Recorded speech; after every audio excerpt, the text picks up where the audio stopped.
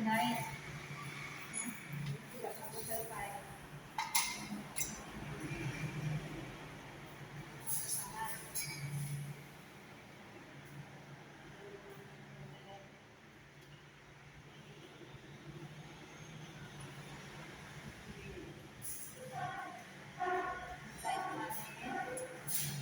ถึง3 เดือนพาไปต่อไปค่ะ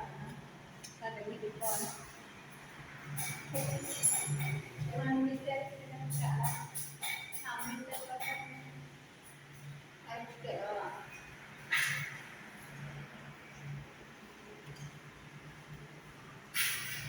เกิดแล้วอ่ะคือปัญหากันตอนนี้มันกำลังเจ็ดเลยละมาเซ็นเซอร์จะเรื่องไรขึ้น